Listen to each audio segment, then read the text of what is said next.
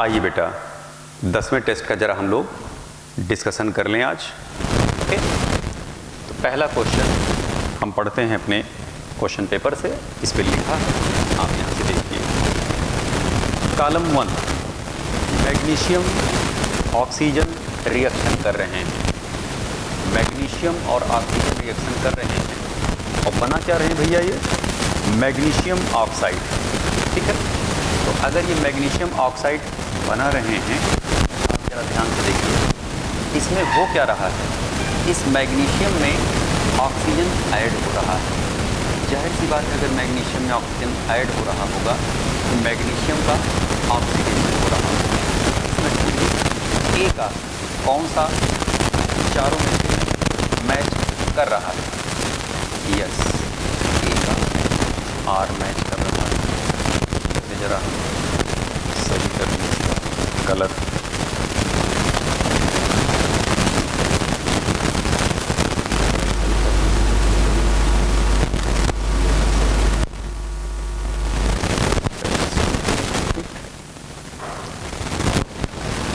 इसको भी सही कर लीजिए। ठीक, अब यहाँ जरा देखना भैया ध्यान से। मैग्नीशियम और कोलिन का रिएक्शन हम कराने चले हैं भाई। मैग्नीशियम और कोलिन का रिएक्शन कराने पर बन क्या रहा है? MgCl2। अगर आप यहाँ देखिए तो मैग्नीशियम में ऑक्सीजन जुड़ रही बार कोलिन जुड़ रहा है। कोलिन क्या है?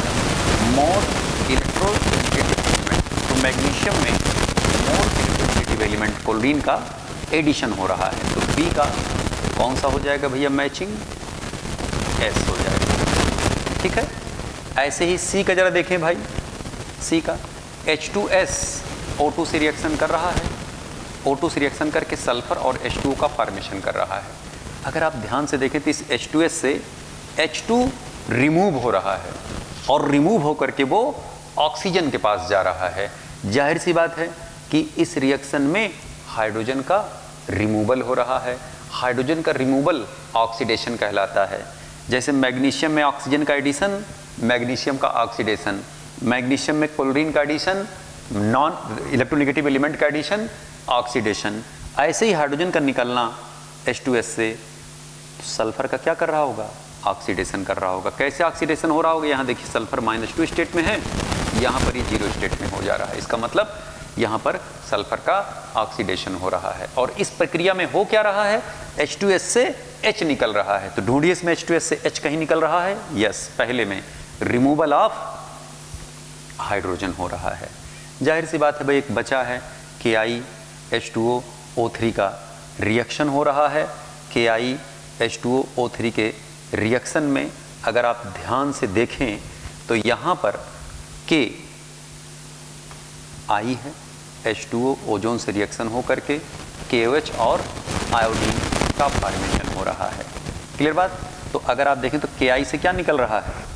इस Ki से K बाहर हो जा रहा है और K क्या है? Electropositive element. तो आप कह सकते हैं कि इसमें रिमूवल हो रहा है इलेक्ट्रोपॉजिटिव एलिमेंट। स्पष्ट?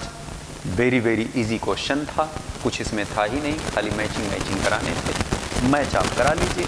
अब A का R हो गया, ढूंढिए इसमें A का R कोई है? हाँ, या तो B है या तो D है। B का S हो गया, ढूंढिए। यस, B का S हो गया। C का P हो जाएगा, D का Q हो जाएगा। क्लियर?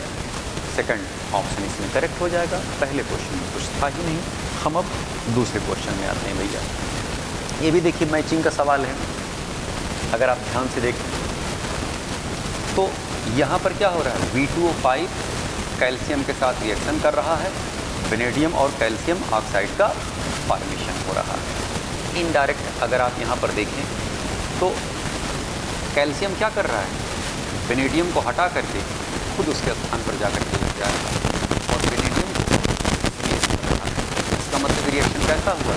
Displacement reaction. तो ए को हम ढूंढिए, इसमें कहीं डिस्प्लेसमेंट रिएक्शन है? ये है S। पूरी बात। सेकंड वाले में आइए। मीथेन ऑक्सीजन के साथ कंबस्ट हो रहा है और कंबस्ट होकर के कार्बन डाइऑक्साइड और वाटर का फॉर्मेशन हो रहा है। ओके, तो इनडायरेक्ट आप इसको कंबशन इक्वेशन कह सकते हैं या कंबशन रिएक्शन कह सकते हैं। बी का यहाँ पर अगर आप फास्फोरस को ध्यान से देखें बेटा, तो फास्फोरस यहाँ 0 स्टेट में है और यहाँ -3 में और यहाँ पर +1 ऑक्सीडेशन स्टेट में है। जाहिर सी बात है कि अगर फास्फोरस का रिडक्शन और ऑक्सीडेशन शुरू हो रहा है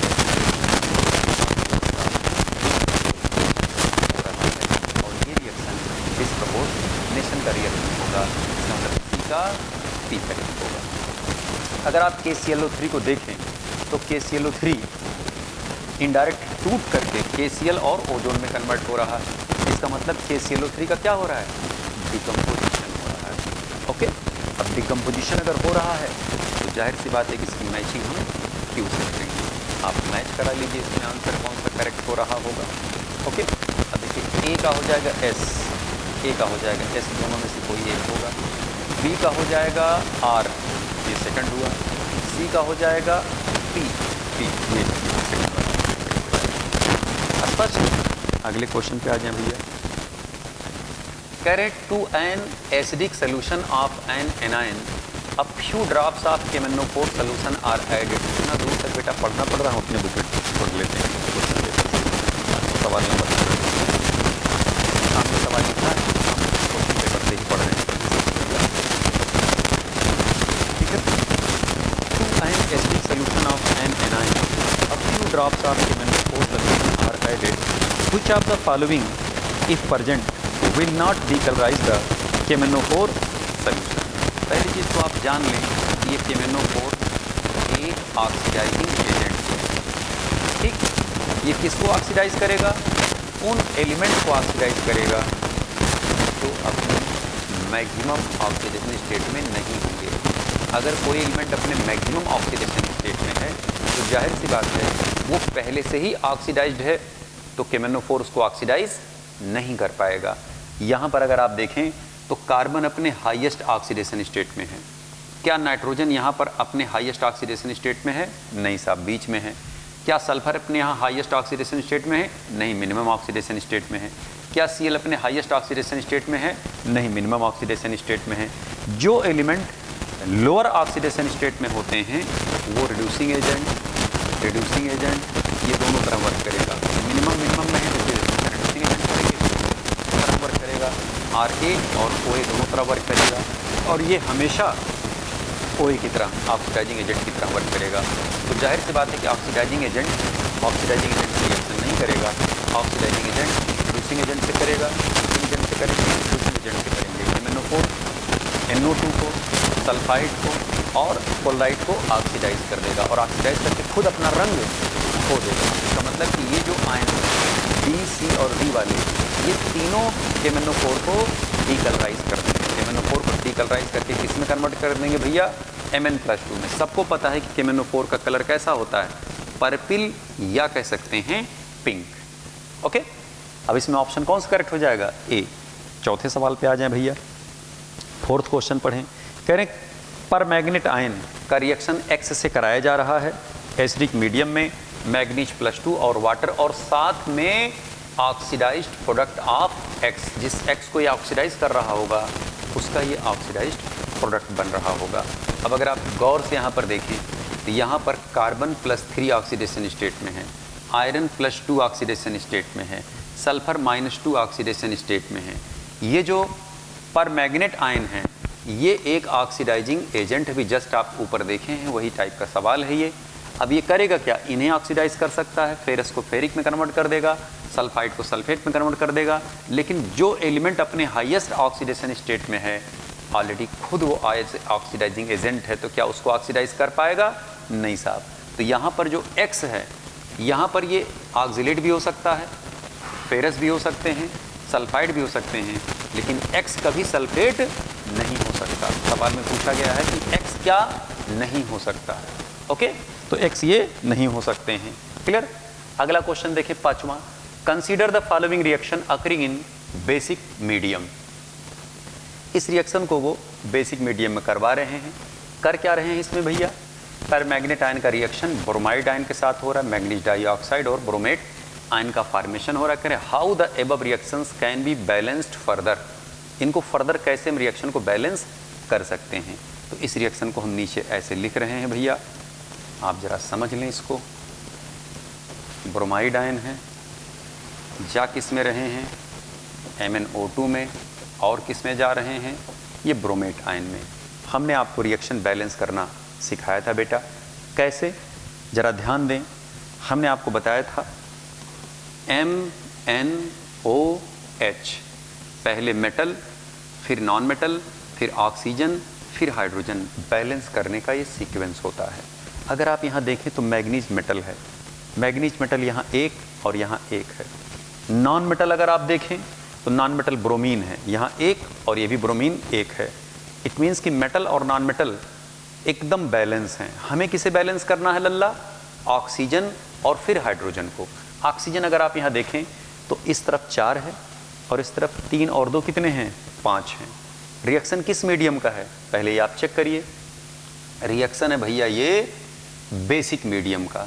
बेसिक मीडियम में जिस तरफ ऑक्सीजन ज़्यादा होता है हम लोग वाटर उसी साइड में ऐड करते हैं, और जितना ज़्यादा होता है उतना वाटर मॉलिक्यूल हम ऐड करते हैं। अगर आप यहाँ देखिए 3 2 कितने हैं, 5 ऑक्सीजन, इधर कितने हैं, 4। तो हम करेंगे क्या, अगर जाहिर सी बात है कि अगर इधर 3 2 5 ऑक्सीजन, इधर 4 ऑक्सीजन, तो हम 1 ऑक्सीजन इधर क्या करेंगे, ऐड करेंगे। ये देखना, इसको हम अलग कलर से ज़रा दिखा दें जो ऐड किया जा रहा है। इधर हम 1 वाटर मॉलिक्यूल ऐड किए, जाहिर सी बात है जितना वाटर उधर जोड़ेंगे उसका जस्ट डबल 2 OH आयन हम इधर लगा देंगे, ठीक है, 2 OH आयन हम इधर लगा देंगे। अब आप जरा ध्यान से देखिए, कह रहे हैं by adding 2 OH ion in on right side, ठीक है। तो 2 OH ion right side add कर रहे हैं बाई एडिंग। इसमें सवाल 5वां है ना, ये 5वां number question, how the above reactions can be balanced further, ठीक है। कह रहे by adding 2 OH ion on right side. तो इसमें ज़रा ध्यान दीजिएगा, अगर बेसिक मीडियम का रिएक्शन है तो 1 मिनट हम लोग ऑक्सीजन बैलेंस कर रहे हैं ना बेटा, तो OH आयन इधर जाएगा, 2 OH आयन जोड़ दीजिए इधर,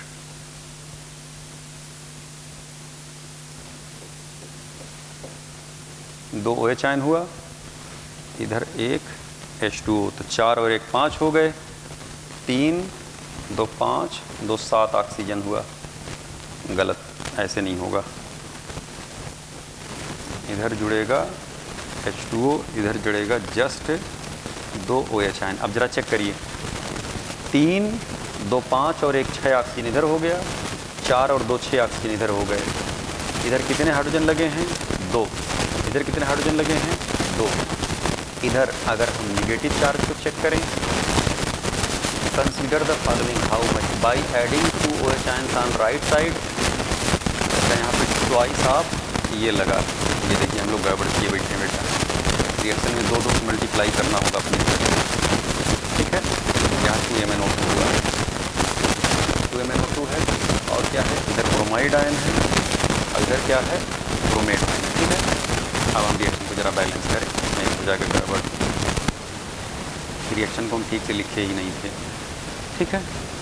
आइए ज़रा यहाँ पर, ठीक, 2 मैग्नीज इधर हैं, 2 मैग्नीज इधर हैं, ठीक है। ऐसा क्यों किया जा रहा है, वो रिएक्शन में दिया गया, हम 2 लगाए ही नहीं थे बेटा यहाँ पर, तो 2 हम लिख दिए, इसका कोफिशिएंट 2 लिखना भूल गए थे। अब रिएक्शन को ठीक से ज़रा बैलेंस करिए। अब ज़रा ध्यान दीजिएगा, इधर 4 दूना 8 ऑक्सीजन है, इधर ज़रा देखना 2 दूना 4 और 3 कितने हैं, 7 ऑक्सीजन। इधर 8 ऑक्सीजन और उधर कितना है, 7 ऑक्सीजन, समझ रहे हैं ना। इधर 4 दूना 8 ऑक्सीजन, उधर 2 दूना 4 और 3 7, तो इधर कितने ऑक्सीजन ज़्यादा हैं, 1। तो हम अपनी तरफ से क्या कर रहे हैं, इसमें 1 वाटर मॉलिक्यूल लेफ्ट साइड में ऐड कर रहे हैं। जितना वाटर मॉलिक्यूल हम ऐड करते हैं, वाटर मॉलिक्यूल किधर ऐड करते हैं, जिस तरफ ऑक्सीजन ज़्यादा होता है। ये किस मीडियम की बात हो रही है, बेसिक मीडियम की। इधर ऑक्सीजन ज़्यादा है, ठीक इसी का जस्ट डबल 2 OH आयन हम इधर लगा देंगे, ठीक है। अब आप चेक करिए, 4 दूना 8 और 1 9 ऑक्सीजन इधर हो गया, 2 दूना 4, 3 7 और 2 9 ऑक्सीजन इधर हो गया। चेक करिए, 2 हाइड्रोजन इधर है, 2 हाइड्रोजन उधर है, ठीक है। अब अगर आप यहाँ देखें तो रिएक्शन जो हमारा है पूर्णतः बैलेंस्ड है। क्यों? क्योंकि हमारा ऑक्सीजन बैलेंस है। ऑक्सीजन को अगर आप देखें, अच्छा चार्ज अगर आप चेक करना चाहते हैं, 2 निगेटिव और 1 ये, 3 निगेटिव चार्ज इधर है, 1 निगेटिव और 2 निगेटिव, यानी 3 निगेटिव चार्ज इधर है। पहले हमने क्या किया था, जब यहाँ 2 2 मल्टीप्लाई करना हम भूल गए थे, तब चार्ज गड़बड़ हो रहा था। तब हमने चेक किया कि कोफिशिएंट तो नहीं गड़बड़ है, फिर हमने देखा अच्छा हाँ कोफिशिएंट हम लोग गलत लिख के बैठे थे। कोफिशिएंट जब हम लोग सेट कर दिए तो चार्ज ऑटोमेटिक सेट हो गए बेटा। यहाँ oxygen balance, hydrogen balance, atom balance, metal balance, non metal balance और चार्ज बैलेंस। तो अब हम इसमें करें क्या, हम यहाँ पर राइट साइड में 2 OH आयन लगाए राइट साइड में, और लेफ्ट साइड में क्या किए हम,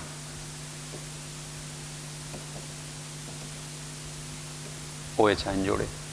अब आप पढ़िए, how the above reaction can be balanced further. ठीक, पहला by adding 2 OH ion on right side, by adding 2 OH ion right side. दूसरा बाई एडिंग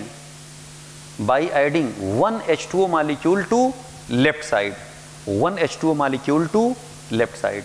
सी कह रहे by adding 2 H ion on right side. नहीं साहब, H आयन जुड़ना ही नहीं है, क्यों? क्योंकि रिएक्शन किस मीडियम का है, बेसिक मीडियम का है। ओके, तो जाहिर सी बात है इसमें ए और बी दोनों करेक्ट होंगे, इसलिए आंसर कौन सा हमारा करेक्ट हो जाएगा, डी।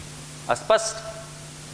छठवें सवाल पे आ जाए भैया, कह रहे which of the following statement is not correct. कौन इसमें स्टेटमेंट करेक्ट नहीं है। पहला कह रहे oxidation number of sulphur in di ammonium पर ऑक्सो डाइसल्फेट, ये है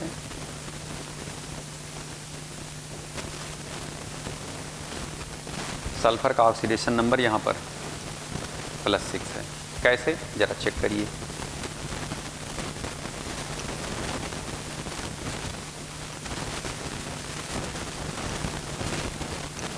देखें जरा इधर, ये है सल्फर, इधर ऑक्सीजन, इधर ऑक्सीजन, इधर ऑक्सीजन, इधर ऑक्सीजन,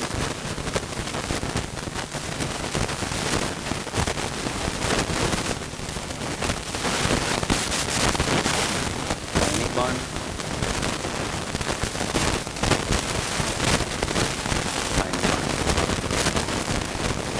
आयनिक बॉन्ड, यहाँ पर भी आयनिक बॉन्ड, ठीक है। अब जरा ध्यान दें, अगर आप यहाँ सल्फर का ऑक्सीडेशन नंबर निकालें, यहाँ -2, यहाँ क्या आ जाएगा +2, -2 +2। ऑक्सीजन और सल्फर में जिसकी इलेक्ट्रिसिटी ज़्यादा होती है उस पर निगेटिव, और जिसकी कम होती है उस पर पॉजिटिव। कितना निगेटिव पॉजिटिव आएगा, जितना उनके बीच बॉन्ड होंगे। यहाँ +2, ठीक है। इधर से -1 तो इस पर क्या आ जाएगा +1, इधर -1 तो इधर क्या आ जाएगा +1। तो अगर आप देखें तो इस सल्फर पर ऑक्सीडेशन नंबर कितना आ रहा है +6, इस पर कितना आ रहा है +6। आप कहेंगे सर जी हमें चित्र बना करके निकालने की ज़रूरत क्यों पड़ी, फिगर बना करके निकालने की ज़रूरत इसलिए पड़ी क्योंकि अगर आप ऐसे निकालते तो सल्फर का ऑक्सीडेशन नंबर +6 से ज़्यादा निकल कर के आता। कैसे, यहाँ +1 × 2 करते, +2x -16 इक्वल टू क्या होता 0, तो +2x -14 इक्वल टू 0, तो 2x इक्वल टू 14, तो x इक्वल टू कितना आ जाता +7। जाहिर सी बात है अगर +7 निकल करके आया तो सल्फर का कभी +7 ऑक्सीडेशन नंबर हो ही नहीं सकता।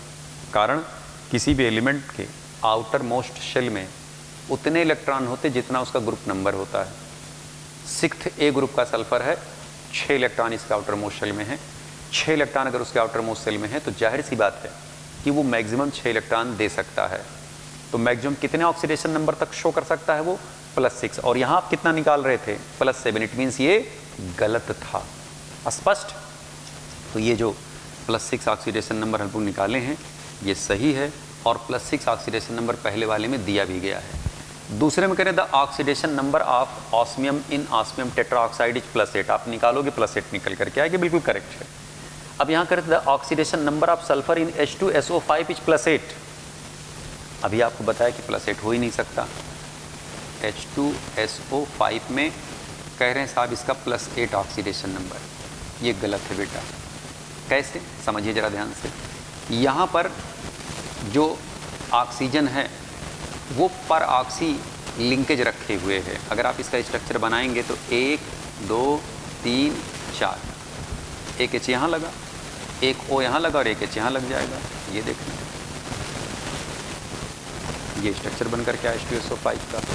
अब अगर आप यहाँ ऑक्सीडेशन नंबर चेक करेंगे तो यहाँ -2 इस पर क्या आ जाएगा, +2, यहाँ -2 इस पर क्या आ जाएगा, +2, यहाँ -1 इस पर क्या आ जाएगा, +1, यहाँ -1 इस पर क्या आ जाएगा, +1, इसकी वजह से -1 इस पर +1, इधर की वजह से -1 इस पर क्या आ जाएगा, +1। तो दोनों देखिए जो पेरोक्साइड बॉन्ड हैं जिनसे ऑक्सीजन जुड़े हुए हैं, पेरोक्साइड लिंकेज पे O और O पर -1 -1, लेकिन हमको उससे मतलब नहीं, हमें अपने सल्फर से मतलब है। सल्फर के देखिए +2, नीचे से +2, इधर से +1, इधर से +1, तो टोटल कितना निकल के आ गया, +6 ऑक्सीडेशन नंबर। स्पष्ट हुई बातें, क्लियर हुई बातें। तो यहाँ सल्फर का ऑक्सीडेशन नंबर +6 होगा, ना कि +8 होगा। तो कह रहा साहब इसमें कौन गलत स्टेटमेंट है, तो सी वाला क्या हो जाएगा, गलत। इसमें लिखा गया ऑल आर करेक्ट, चूक जाएंगे तो आप ऑल आर करेक्ट लगा सकते थे। क्लियर। आइए अगले क्वेश्चन पे चलते हैं भैया हम लोग, 7वें सवाल पर। कह रहे for the redox reaction permanganate ion, oxalate ion, H+ manganese और कार्बन डाइऑक्साइड प्लस वाटर। कह रहे the correct coefficient of the reactant for the balanced equation are. इनके लिए बैलेंस्ड इक्वेशन हमें बनाना है। यहीं पर जरा रिएक्शन देख लें। ये पर मैग्नेट आयन है, ऑक्सिलेट हैं, जा रहे हैं ये Mn+2 में, और किस में जा रहे हैं, CO2 में। अगर आप यहाँ ऑक्सीडेशन नंबर देखें, इनका +7 है, इनका +3 है, ठीक है। अगर आप यहाँ देखें तो +7 से ये जा रहा है किसमें, +2 में। तो अगर +7 से +2 में जा रहे हैं तो चेंज कितने का हुआ, 5 का। और अगर आप देखें +3 से जा रहा है किसमें, +4 में ऑक्सीडाइज हो रहा है। तो +3 से +4 में गया तो 1 का चेंज हुआ। हैं कितने कार्बन, 2 से आप क्या कर देंगे, मल्टीप्लाई। इनका n फैक्टर निकल करके आया 2, इनका n फैक्टर निकल करके आया 5। इस 2 से हम पर मैग्नेट में और इस 5 से हम ऑक्सिलेट में मल्टीप्लाई करेंगे। क्लियर। और मल्टीप्लाई करने के बाद फिर हमें एक संख्या मिल जाएगी जिससे हम उधर वाले संख्या को बैलेंस कर लेंगे। तो आइए ज़रा करते हैं भैया। ये हो जाएगा ट्वाइस ऑफ पर manganate ion plus 5 of oxalate ion, गए किस में, मैग्नीज +2, और किस में गए, कार्बन डाइऑक्साइड। सबसे पहले मेटल को बैलेंस करेंगे। मेटल कितना है यहाँ पर, 2, अपनी तरफ से आप 2 से यहाँ मल्टीप्लाई कर दीजिए। यहाँ कितना कार्बन हुआ, 10, तो यहाँ पर आप कर दीजिए 10। ओके। अब हम ऑक्सीजन और हाइड्रोजन को बैलेंस करेंगे। पहले हम बैलेंस ऑक्सीजन को करेंगे। अब जरा देखना, 4 दूना 8 और 5 चौक 20, इधर 28 ऑक्सीजन है। इधर देखना 10 दूना 20 ऑक्सीजन है। मीडियम एसिडिक है। एसिडिक मीडियम में हम वाटर उस तरफ ऐड करते हैं जिस तरफ ऑक्सीजन की कमी होती है। बताइए उधर कितना ऑक्सीजन कम है, 8। तो जाहिर सी बात है कि हम इधर अपनी तरफ से देखिए 8 वाटर मॉलिक्यूल ऐड कर दे रहे हैं।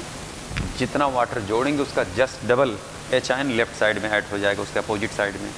तो 16 H आयन हम इधर ऐड कर दिए। अब आप चेक कर लीजिए रिएक्शन हमारा बैलेंस हुआ कि नहीं हुआ। ठीक है, रिएक्शन देखिए, 4 दूना 8 और 5 चौक 20, 8 28 इधर हो गया। 10 दूना 20, 8 28 ऑक्सीजन इधर भी हो गए। 8 दूना 16 हाइड्रोजन इधर, 16 हाइड्रोजन इधर। अगली बात, यहाँ पर अगर आप ध्यान से देखें तो सब कुछ आर्ज चार्ज सब बैलेंस हैं। ठीक है, तो अब आप आपसे पूछा जा रहा है कोफिशिएंट बताइए पर मैग्नेट का, तो पर मैग्नेट का कोफिशिएंट निकल कर के आया भैया 2, ऑक्सीलेट का कोफिशिएंट कितना निकल कर के आया 5, और हाइड्रोजन का कोफिशिएंट कितना निकल कर के आ रहा है भैया ये देखना 16। तो 2, 5, 16, इसमें ढूंढिए कोई है ऑप्शन 2, 5, 16, यस सेकंड ऑप्शन है 2, 5, 16। क्लियर। 8वां सवाल देखिए, कह रहे in order to oxidise 1 mole of ferrous sulphate into ferric sulphate in acidic medium the number of moles of KMnO4 required. आसान सवाल है, ये होगा मिली इक्विवेलेंट ऑफ पर मैग्नेटाइन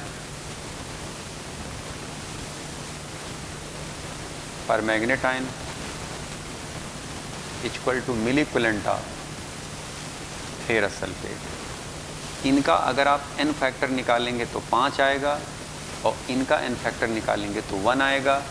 क्यों 1 आएगा? क्योंकि बता रहे हैं ये कि फेरस सल्फेट जा रहा है फेरिस सल्फेट में, ये +2 से जा रहे हैं +3 में, तो जाहिर सी बात है कि इसका x जो आएगा वो 1 निकल करके आएगा।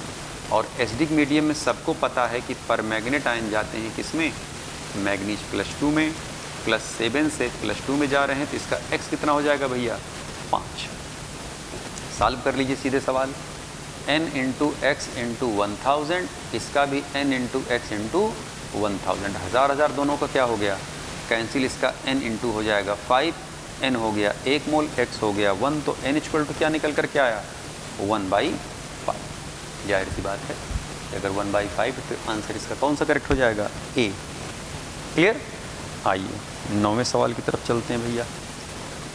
9वें सवाल में देखिए जरा ध्यान से क्या कहा जा रहा है, कह रहे हैं फेरिक आयन जा रहे हैं फेरस में, और एल्युमिनियम आयन जा रहे हैं एल्युमिनियम में, और ब्रोमीन आयन जा रहे हैं ब्रोमाइड आयन में। ये इलेक्ट्रोड पोटेंशियल दिया गया है।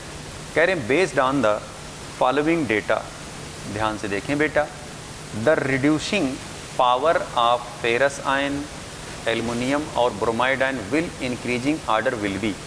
तो जाहिर सी बात है पहले तो आप ये जान लें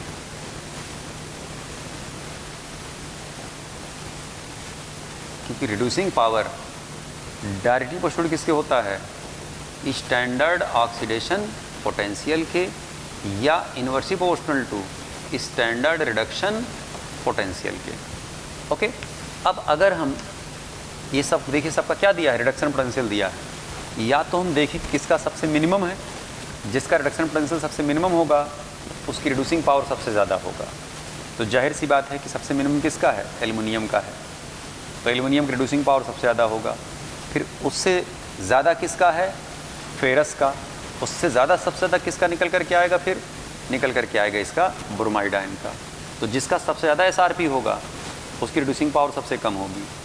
ठीक उल्टा आप कर सकते हैं, जब आप इसको इस तरफ ले जाएंगे तो ऑक्सीडाइज होने की टेंडेंसी, तब ये सब जो प्लस है वो माइनस हो जाएंगे, जो माइनस है वो प्लस हो जाएंगे। तो जाहिर सी बात ये माइनस से प्लस हो जाएगा, तो इसका SOP सबसे ज़्यादा निकल करके आ जाएगा। सबसे ज़्यादा SOP अगर निकल करके आएगा तो उसकी रिड्यूसिंग पावर सबसे ज़्यादा निकल करके आएगी, जाहिर सी बात है। तो इसमें सबसे सही आर्डर कौन सा निकल के आ रहा है, सबसे ज़्यादा देखिए एल्युमिनियम का होगा, फिर होगा फेरस का, और तब उसके बाद आएगा किसका, ब्रोमाइड का। तो इसमें आंसर कौन सा करेक्ट हो जाएगा, A करेक्ट हो जाएगा बेटा। अगला क्वेश्चन देखें, कह रहे हैं the standard electrode potential of redox couple A+2, उतना दूर कौन जाएगा, सवाल नंबर कौन सा 10। कह रहे standard electrode potential of redox couple A++ से जा रहे हैं A में, B++ हम लिख दे रहे हैं, A+2 से जा रहे हैं A में। इसका E0 दे दिए हैं, कितना दे दिए भैया इसका E0, इसका E0 दिए हैं। अच्छा लाइन से सबका पहले हम लिख लेते हैं, B+2 से B का, ठीक है, C+2 से C का, और चौथा D+2 से D का। सबका डेटा कितना कितना दिए भैया, ये 0.30 वोल्ट, दूसरे कितना दिए हैं -0.50 वोल्ट, तीसरे कितना दिए हैं -0.75 वोल्ट, चौथे कितना दिए हैं 0.90 वोल्ट। अब अगर आप यहाँ ध्यान से देखें तो इसमें हमसे कह क्या रहे हैं, कह रहे हैं best oxidizing agent and best reducing agent. Oxidizing agent अगर हमें देखना है तो ऑक्सीडाइजिंग पावर डायरेक्ट इक्वल किसके होगा, SRP के, स्टैंडर्ड रिडक्शन पोटेंशियल के, या कह सकते हैं मिनिमम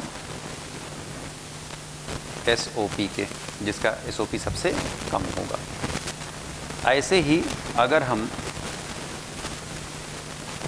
रिड्यूसिंग पावर देखेंगे तो ये डायरेक्ट इक्वल किसके होगा, SOP के, E0 ऑफ ऑक्सीडेशन, या इन्वर्स क्वेश्चन किसके हो जाएगा, SRP। हमसे कहा जा रहा है कि सबसे तगड़ा ऑक्सीडाइजिंग एजेंट कौन होगा, तो जिसका SRP सबसे ज़्यादा होगा। आप इन चारों में देखिए सबसे ज़्यादा SRP किसका है, D वाले का, D+ से D में जो कन्वर्जन हो रहा है। तो ये जो बनेगा, ये बनेगा चारों में स्ट्रॉन्गेस्ट ऑक्सीडाइजिंग एजेंट। और ऊपर के जो 3 हैं, अब इनमें ज़रा चेक करिए। कह रहे हैं साहब रिड्यूसिंग एजेंट कौन होगा, जिसका सबसे मिनिमम निकल करके आ रहा होगा। तो इन तीनों में सबसे मिनिमम SRP किसका है, रिड्यूसिंग पावर उसका सबसे ज़्यादा, जिसका SRP सबसे कम होगा, या SOP सबसे ज़्यादा होगा। तो सबसे कम, ज़रा ध्यान से देखिए, सबसे कम SRP किसका है, सबसे कम SRP C++ से प्लस वाले का है। तो ये वाला जो एलिमेंट होगा ये स्ट्रांग रिड्यूसिंग एजेंट होगा, और ये होंगे स्ट्रांग ऑक्सीडाइजिंग एजेंट। तो ढूंढिए इसमें कोई ऑप्शन मैच कर रहा है, यस, C वाला ऑप्शन इसमें मैच कर जाएगा। अगले सवाल पे जरा आ जाए भैया 11 नंबर पे। 11 नंबर में क्या कह रहे हैं बेटा, कह रहे हैं the if equal volume of reactant are used then number of moles of KMnO4 per litre, mole per litre यानी concentration used in acidic medium required to completely oxidise the 0.5 molar ferrous sulphate.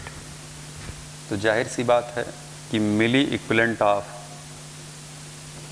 KMnO4 equal to milliequivalent of ferrous sulphate. इसका n factor होगा 5, इसका n factor हो जाएगा 1, क्योंकि ferrous जाएगा ferric में और KMnO4 जाएंगे मैग्नीज +2 में।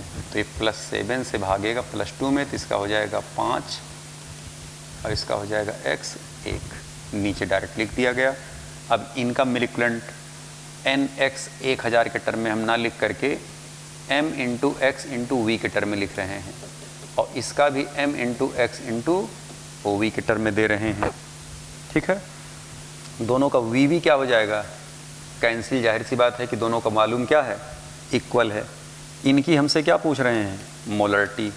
x कितना हो जाएगा 5, इसकी मोलरिटी दिए हैं 0.5, x कितना हो जाएगा 1। तो जाहिर सी बात है कि m कितना निकल के आएगा 0.5/5 निकल कितना आ जाएगा 0.1 मोल पर लीटर। ढूंढिए इसमें कोई आंसर मैच कर रहा है, जी साहब पहला आंसर मैच कर रहा है। इसमें देखिए नो रिएक्शन भी लिखा है। ये सवाल हम पिछली बार पूछे थे और उसमें हम फेरस ना लगा के फेरिक सल्फेट लगा दिए थे। बहुत लोग सवाल सॉल्व कर मारे थे, जबकि उसमें नो रिएक्शन था। इस बार हमने क्या किया है, फेरिक सल्फेट ना लगा के फेरस सल्फेट लगा दिया और आंसर करेक्ट करा दिया बी, और नो रिएक्शन भी लिख दिया। अगर सवाल आप रटे होंगे तो नो रिएक्शन लिखेंगे, और अगर आप सवाल नहीं रटे होंगे तो सवाल को आप सॉल्व करेंगे। सवाल को सॉल्व करेंगे तो आंसर बिल्कुल एग्जैक्ट आएगा, कोई इसमें एक्स्ट्रा दिमाग नहीं लग रहा है, नॉर्मल सिंपल अदना सा सवाल है ये। ओके, अगले क्वेश्चन पे 12 नंबर पे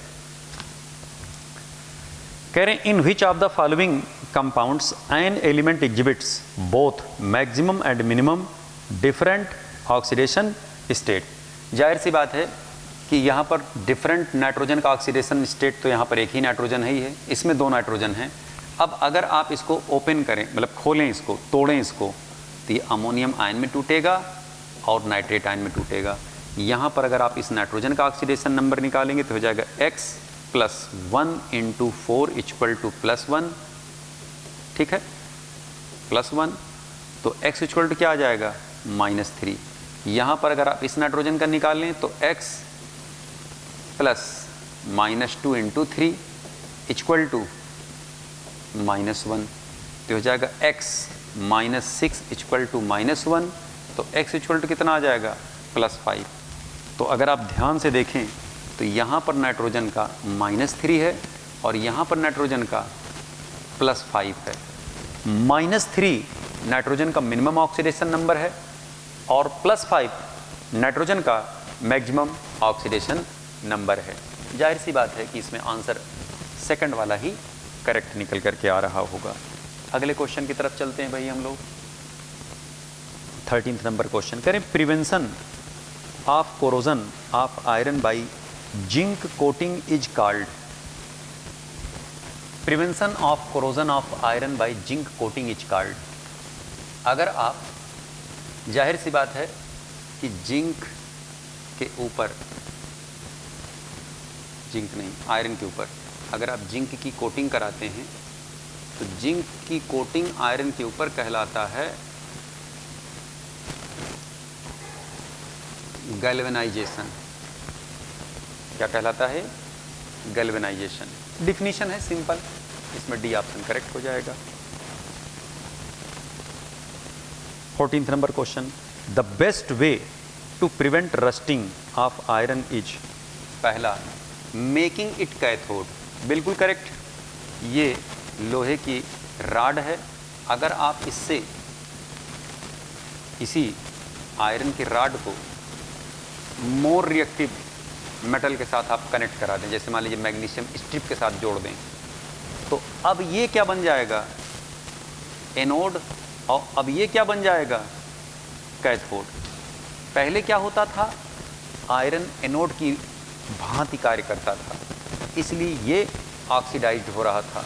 तो जाहिर सी बात है अगर हम इसको इससे ज़्यादा रिएक्टिव मेटल के साथ जोड़ देंगे तो अब ये मेटल आयरन ना ऑक्सीडाइज होकर के अब मैग्नीशियम ऑक्सीडाइज होगा, क्योंकि इसका एसओपी ज़्यादा है, इसका एसओपी कम हो गया।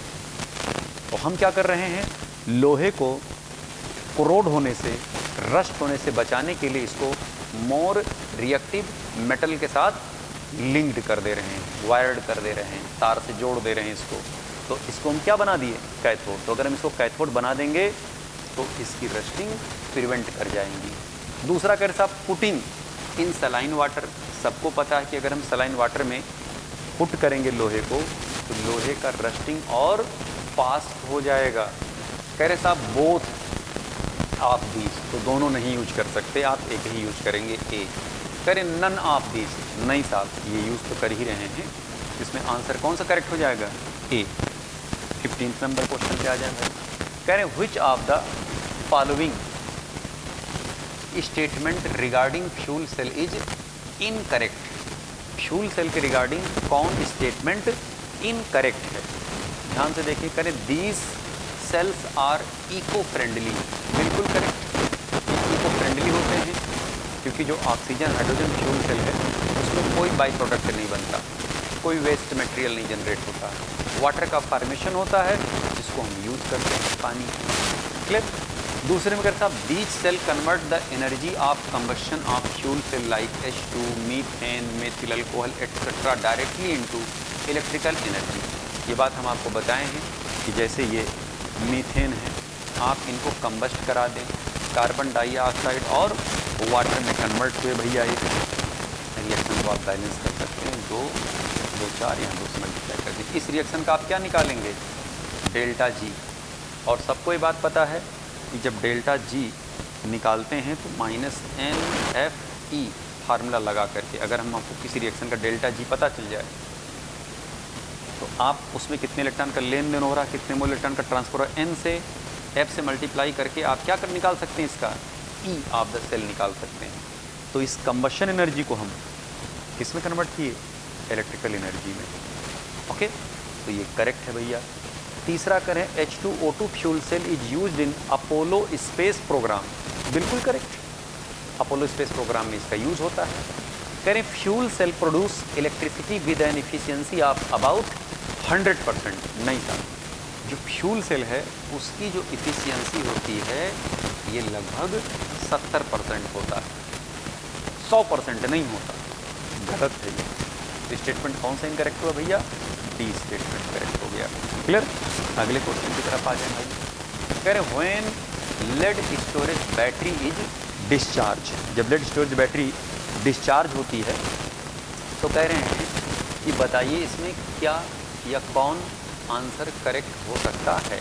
लेड स्टोरेज बैटरी को अगर आप देखें तो ये Pb होता है, PbO2 होते हैं, 2 मोल ऑफ H2SO4 रिएक्ट करके ये PbSO4 में कन्वर्ट होते हैं और यहाँ पर वाटर का फॉर्मेशन होता है बेटा।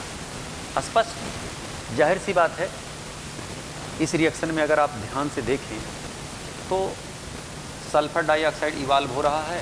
नहीं, कहीं किसी रिएक्शन में नहीं इवाल्व हो रहा है।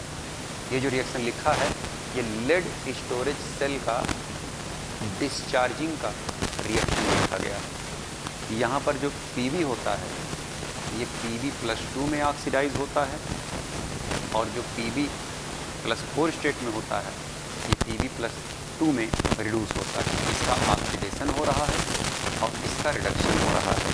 ध्यान से देखें तो ये एनोड की भांति कार्य कर रहा है और ये कैथोड की तरह कार्य कर रहे हैं। जब डिस्चार्जिंग होती है तो SO2 इवाल्व नहीं होता।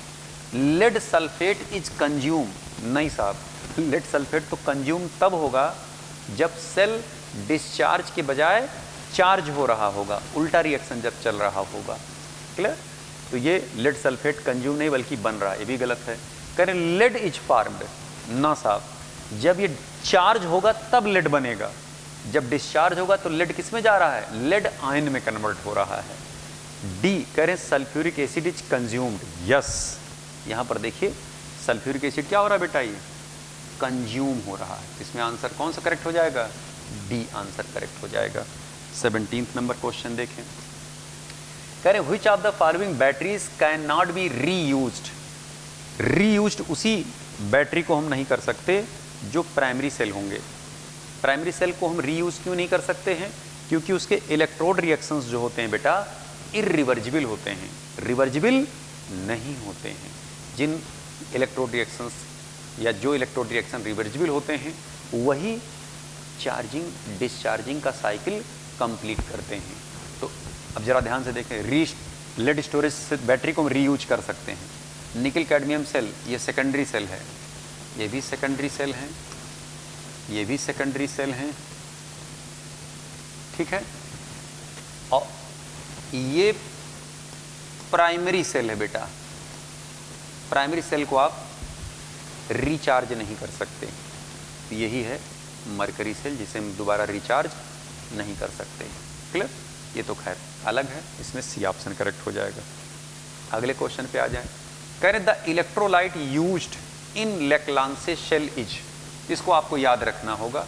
लेक्लांसे सेल में ये moist paste of ammonium chloride और जिंक क्लोराइड का इस्तेमाल होता है इलेक्ट्रोलाइट। और ये जो 38% सोल्यूशन ऑफ सल्फ्यूरिक एसिड दिए हैं ये लेड स्टोरेज सेल में ये इलेक्ट्रोलाइट इस्तेमाल होता है। और ये जो KOH और जिंक ऑक्साइड दिए हैं ये मरकरी सेल में इस्तेमाल होता है। तो ये सब आपको याद रखना पड़ेगा बेटा। क्लियर बात? आइए तो इसमें आंसर करेक्ट हो जाएगा कौन सा? सी। 19th नंबर में आ जाए। कह रहे the quantity of electricity in Faraday needed to reduce 1 mole of dichromate ion to chromium ion. जाहिर सी बात है अगर डाइक्रोमेट आयन से ये क्रोमियम+3 में कन्वर्ट हो रहे हैं +6 से +3 में, तो यहाँ पर अगर आप x देखें तो +6 से +3 3 का 2 क्रोमियम से कितना आ जाएगा? 6। तो जब आप Q निकालेंगे तो n इंटू x इंटू क्या हो जाएगा? F। n है 1 मोल, x है 6 मोल, F हो जाएगा ये निकल कितना आ जाएगा? 6 फैराडे। तो आंसर इसमें कौन सा करेक्ट हो जाएगा बेटा? बी। अगला क्वेश्चन देखें। कह रहे the number of coulombs required to reduce 12.3 gram of nitrobenzene to aniline. ठीक है, जाहिर सी बात है Q इक्वल टू होता है N into x into F. ठीक है, N क्या हो जाएगा, मोल 12.3 अपॉन 123। 123 क्या है ये, इसका मॉलिक्यूलर वेट 123 नाइट्रोबेंजीन का, यही तो है ना नाइट्रोबेंजीन। ध्यान से देखिए, जा किस में रहे बेटा, ये एनिलीन में। यहाँ पर +3 ऑक्सीडेशन नंबर है, यहाँ पर -3 ऑक्सीडेशन नंबर है। +3 से अगर -3 में जा रहा है तो चेंज कितने का हो रहा है, 6 का चेंज हो रहा है, 6 इलेक्ट्रॉन का गेन हो रहा है, रिडक्शन हो रहा है इसका। ठीक है, तो अगर 6 इलेक्ट्रॉन का गेन हो रहा है तो वही x कितना हो जाएगा, 6, ये हो जाएगा 96,500। जब इसको आप सॉल्व करेंगे तो 57900 इतना कूलाम चार्ज निकल करके आएगा। ढूंढ लीजिए इसमें आंसर कौन सा करेक्ट हो जाएगा, डी। ये कैसे ऑक्सीडेशन नंबर ही आपको पिछले वीडियोज़ वगैरह में बताए गए हैं, इसे आप देखना चाहें तो आप यहाँ देख लें। यहाँ हो गया -2, तो यहाँ क्या आ जाएगा, +2, -2 यहाँ क्या आ जाएगा, +2।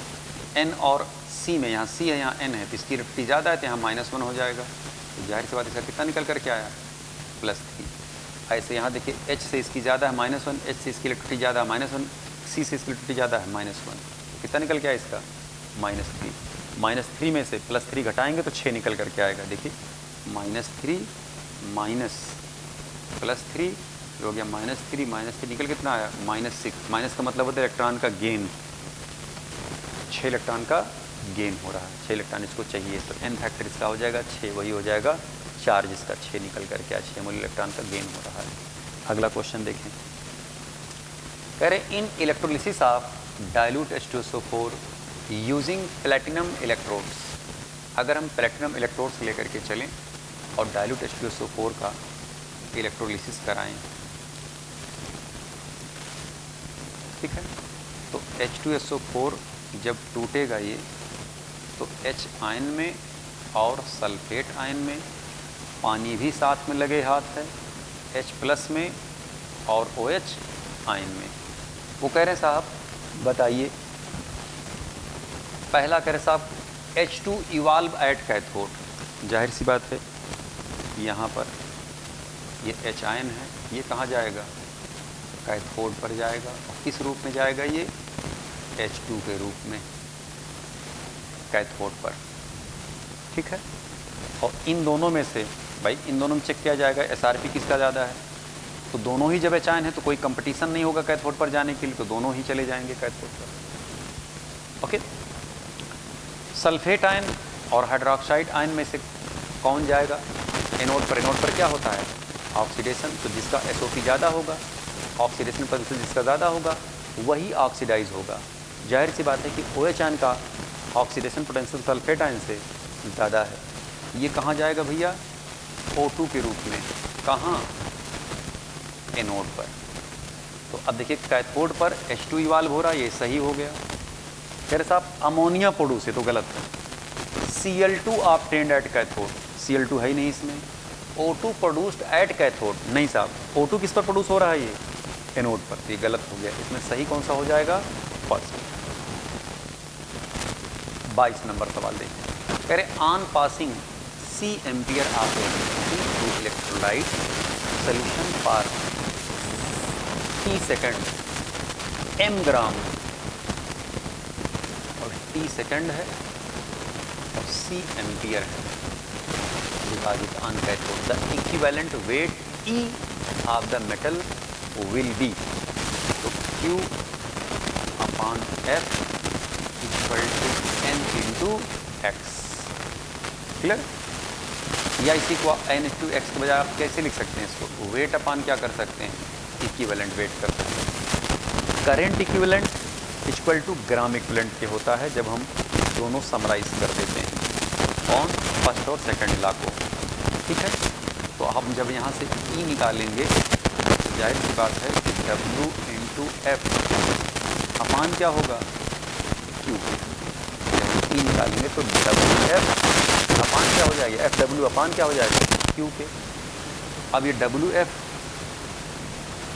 या ऐसे लिख सकते हैं F इंटू डब्लू अपान आई इंटू क्या हो जाएगा टी। चेक करिए F कितना हो जाएगा 96,500। W यहाँ पे क्या रखना है M, I की यहाँ पे क्या रखना है C एम्पियर है और ये हो जाएगा T। अब आप ढूंढिए इसमें कोई ऑप्शन मैच कर रहा है इस रिजल्ट से। यस, कौन सा मैच कर रहा भैया C मैच कर रहा है। स्पष्ट। अगले सवाल पे आ जाएं। कह रहे हैं विच of the following is the use of electrolysis. इसमें कौन इलेक्ट्रोलिसिस के यूज बता रहे हैं। इलेक्ट्रो रिफाइनिंग, इलेक्ट्रो रिफाइनिंग में भी इलेक्ट्रोलिसिस होता है। कैसे, पीछे आप पढ़ चुके हैं। ये है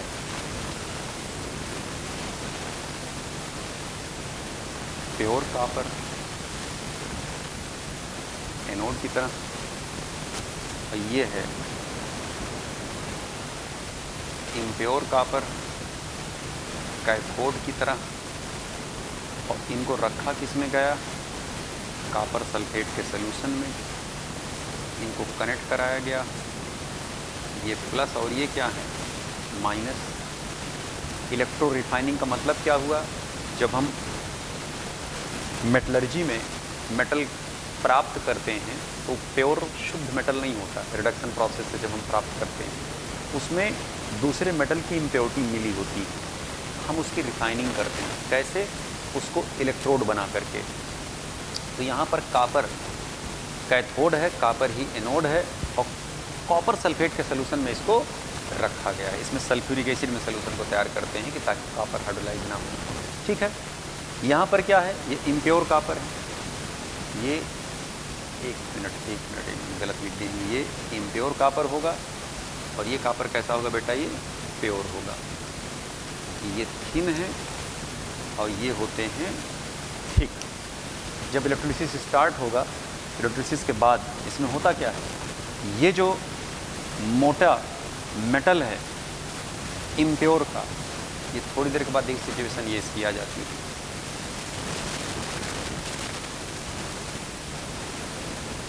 ऐसे और ये क्या हो जाते हैं, मोटे हो जाते हैं।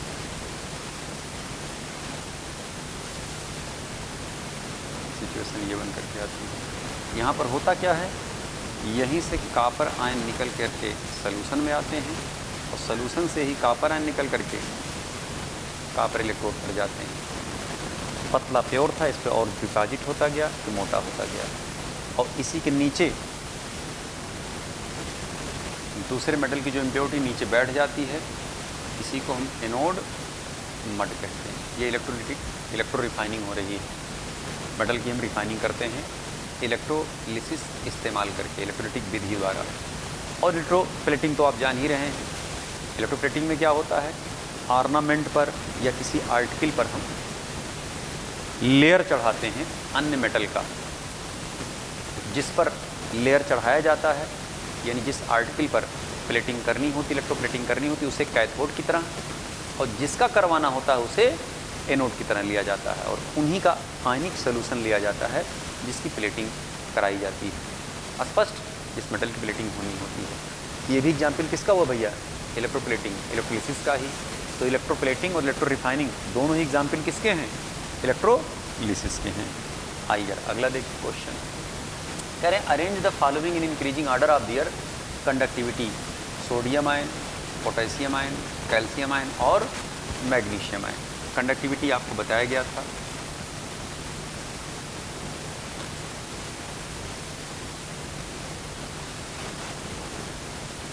चार्ज की होता था upon size of hydrated ion के। इसमें चार्ज डोमिनेटिंग फैक्टर होते थे और हाइड्रेशन जो होता था ये charge upon size of isolated ion के होता था। जिस आइसोलेटेड आयन की साइज जितने बड़ी होगी उस पर हाइड्रेशन उतने कम होगा। तो जाहिर सी बात है कि सोडियम आयन में और पोटेशियम आयन में पोटेशियम आयन की साइज़ ज़्यादा होगी, तो साइज़ अगर बड़ी होगी तो इसके हाइड्रेट आयन की साइज़ छोटी होगी। तो सोडियम से ज़्यादा किसका होगा? पोटेशियम का। क्या? कंडक्टिविटी, आयनिक मोबिलिटी। क्या इसको कंडक्टिविटी कहें या इसी को हम आयनिक मोबिलिटी से भी जान सकते हैं। कैल्शियम आयन में और मैग्नीशियम आयन में ज़रा चेक कर लीजिएगा। अगर आप कैल्शियम और मैग्नीशियम में देखें तो मैग्नीशियम आयन की साइज़ छोटी है और कैल्शियम आयन की साइज़ बड़ी है। इसका हाइड्रेशन, इसके हाइड्रेटेड आयन की साइज़ कम होगी, इसके हाइड्रेटेड आयन की साइज़ ज़्यादा होगी। ठीक है, तो जाहिर सी बात है कि जिसका हाइड्रेटेड आयन की साइज़ ज़्यादा होगी उसकी कंडक्टिविटी, आयनिक मोबिलिटी क्या होगी? कम। तो कैल्शियम आयन और मैग्नीशियम आयन में कैल्शियम की ज़्यादा, मैग्नीशियम का कम होगा। मैग्नीशियम और पोटेशियम में मैग्नीशियम का ज़्यादा होगा क्योंकि चार्ज ज़्यादा है। अब यहाँ देखिए किसको ABCD माना गया, अब जरा चेक कर लीजिए। सोडियम आयन को माना गया है A, ये A हो गया। पोटेशियम आयन को माना गया है B, ये B हो गए। कैल्शियम आयन को माना गया है C, ये C हो गए। मैग्नीशियम आयन को माना गया है D, ये D हो गए। यानी ABDC। चेक करिए इसमें ABDC कौन है? कोई मैच कर रहा है ABDC? यस, चौथा ऑप्शन मैच कर रहा है ABDC। अगले सवाल पे आ जाएं। 25 नंबर के साथ 0.1 mole per litre solution is present in a conductivity cell where electrode 100 centimetre square are area are placed at 1 centimetre apart and resistance observed is, कितना दिया गया है? 5 × 10³ ohm. What is molar conductivity of solution? Molar conductivity of solution का formula होता है 1000 kappa अपान होता है molar T. और सबको ये बात पता है K = क्या होता है? G स्टार अपान क्या होता है? R के। और G स्टार की जगह पे आप क्या लिख सकते हैं? G स्टार = होता है L/A के। यहाँ पर G स्टार क्या है? ये सेल कांस्टेंट है। तो अगर हम इस वैल्यू को उठा के पुट कर दें कप्पा का, तो कप्पा = क्या हो जाएगा भैया? ये हो जाएगा L/RA। ये वैल्यू ले करके हम कप्पा का यहाँ पुट कर दे रहे हैं। तो लैम्डा m = हो जाएगा 1000 L/राम। ठीक है, ये हो जाएगा 1000 इंटू कितना डिस्टेंस इनके बीच में भैया? 1 सेंटीमीटर। रेजिस्टेंस कितना दिया गया है? 5 × 10³ ओम। एरिया कितना दिया गया है देवता? 100 सेंटीमीटर स्क्वायर। 100 centimetre square. और मोलरिटी कितनी दी गई है? 0.1। आप इसको सॉल्व कर लीजिए। इसको सॉल्व करने पर निकल के कितना आ रहा है? 0.02 Simon centimetre square mole inverse. इसमें आंसर डी करेक्ट हो जाएगा। चेक कर लीजिएगा आप। स्पष्ट कप्पा है, स्पेसिफिक कंडक्टिविटी। क्लियर? आइए जरा अगले क्वेश्चन पर। कह रहे हैं at 25 degree centigrade the molar conductance at infinite dilution for the strong electrolyte NaOH, NaCl and BaCl2 are 248 × 10⁻⁴, 126 × 10⁻⁴, 280 × 10⁻⁴ are respectively. हमसे पूछ रहे हैं बताइए बेरियम हाइड्रोक्साइड का मोलर कंडक्टिविटी इनफाइनाइट डाइल्यूशन पर क्या होगा। तो अगर हमें बेरियम हाइड्रोक्साइड का निकालना है, ज़रा देखिए हमें 1 मोल बेरियम चाहिए। इसमें कहीं BaCl2 है? हाँ, दिया गया BaCl2। तो मोलर कंडक्टिविटी आप क्या हो जाएगा? BaCl2। हमें हाइड्रोक्साइड आयन चाहिए। हाइड्रोक्साइड आयन के हमें 2 मोल चाहिए, जबकि हमें ऐसा कंपाउंड दिया कि जिसमें 1 ही मोल OH आयन है। तो NaOH के हमें कितने लेने होंगे? 2 मोल। तो हो जाएगा +2 mole of molar conductivity of NaOH। अब हम एक्स्ट्रा क्या क्या ले लिए हैं? 2 Cl ले लिए हैं, 2 Na ले लिए हैं। तो इसमें से हम क्या कर देंगे, minus molar conductivity of 2 mole of NaCl, minus कर दीजिए फटाक से। जाहिर सी बात है कि BaCl2 का जो वैल्यू दिया गया है यहाँ पर उठा करके आप पुट कर लीजिएगा। पहले दिया गया है NaOH का, तो 2 इंटू 248 इंटू 10⁻⁴, ठीक है। दूसरा दिया गया BaCl2 का, तो 126 इंटू 10⁻⁴, ठीक है, माइनस 2 इंटू NaCl का देखिए लास्ट में कितना दे दिया गया भैया, नहीं NaCl का ये दिया गया 126 इंटू 10⁻⁴, और BaCl2 का बिल्कुल लास्ट में दिया गया है, ये 280 है, 280, ठीक है। आप इसके वैल्यू पुट कर लीजिए, सॉल्व कर लीजिए, इसमें चेक कर लीजिएगा कि कौन सा निकल कर के आ रहा है। जो आंसर दे रहे हैं डायरेक्ट हम उसको लिख दे रहे हैं भैया, आपके सामने है, ठीक है। आइए अगला क्वेश्चन जरा पढ़िए। कह रहे the unit of specific conductivity is, specific conductivity की यूनिट सबको पता है भैया, इसमें कौन सा निकल करके आ रहा है, ओम इनवर्स सेंटीमीटर इनवर्स। अभी आप जस्ट देखिए, पीछे आप देखे हैं स्पेसिफिक कंडक्टिविटी का, यही कप्पा ही तो था ना, ये देखना, यही कप्पा, ये देखना, यही कप्पा इक्वल टू क्या था, L/A इंटू आर, इसका हो जाएगा, यही देखिए फार्मूला में यहाँ लिख दे रहे हैं, K equal to L/AR, kappa equal to L/A R के। L का यूनिट हो गया सेंटीमीटर, सेंटीमीटर स्क्वायर, और इसका हो गया ओम। तो फार्मूला क्या हो गया भैया, जब सेंटीमीटर ऊपर जाएगा तो सेंटीमीटर इनवर्स ओम इनवर्स, इसमें कि ओम इनवर्स सेंटीमीटर इनवर्स, ये यूनिट निकल करके आएगी। अगले क्वेश्चन पे आ जाएं भाई।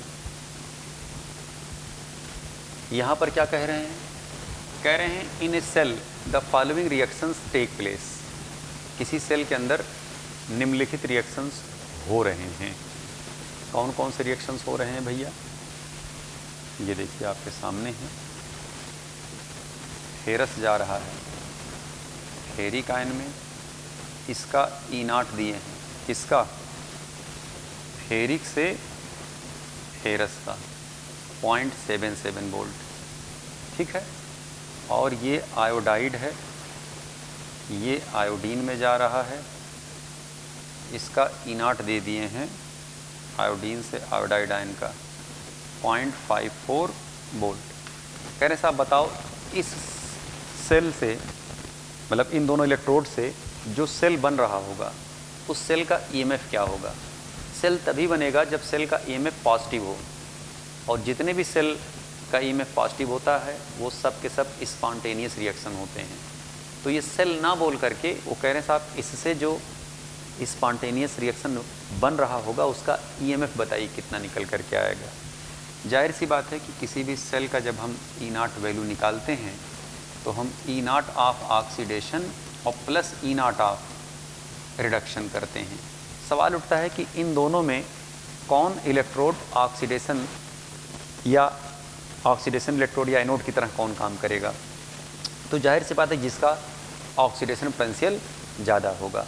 यहाँ ज़रा ध्यान से आप देखें, ये क्या दिया गया है, ऑक्सीडेशन, ये क्या दिया गया है, ऑक्सीडेशन। लेकिन दुर्भाग्य देखिए, ऑक्सीडेशन भले दिया गया है लेकिन यहाँ पर उन्होंने क्या किया है, इसके सामने इसका रिडक्शन पोटेंशियल वाली वैल्यू दिए हैं। जाहिर सी बात है जब आप इसके ऑक्सीडेशन वाले पोटेंशियल में जब कन्वर्ट करेंगे तो फेरस जाएगा फेरिक में, ये हो जाएगा -0.77 वोल्ट, और इसका जब आप E0 निकालेंगे तो ये I माइनस जाएगा आयोडीन में, तो इसका निकल करके आएगा -0.54 वोल्ट निकल करके आएगा। अब आप बताइए दोनों में अगर हम ऑक्सीडेशन पोटेंशियल देखें, ऑक्सीडेशन पोटेंशियल, तो यहाँ पर रिडक्शन पोटेंशियल दिया है ना 0.54, जरा देख लीजिए डाटा कहीं कोई गड़बड़ वड़बड़ तो नहीं भैया। 27 नंबर सवाल, ये हो गया 28 नंबर। रिडक्शन का ए बी है और रिडक्शन के ए बी पॉइंट्स नहीं, सही है, डाटा सही है, ठीक है।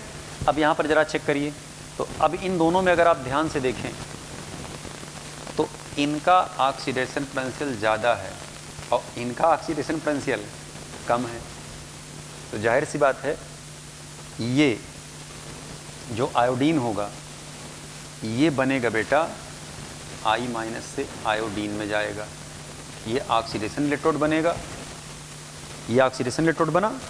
तो जब आयोडीन ऑक्सीडेशन इलेक्ट्रोड की तरह वर्क करेगा तो जाहिर सी बात है आयरन तब किस तरह वर्क करेगा, फेरिक आयन, वो रिडक्शन इलेक्ट्रोड की तरह तब काम करेगा।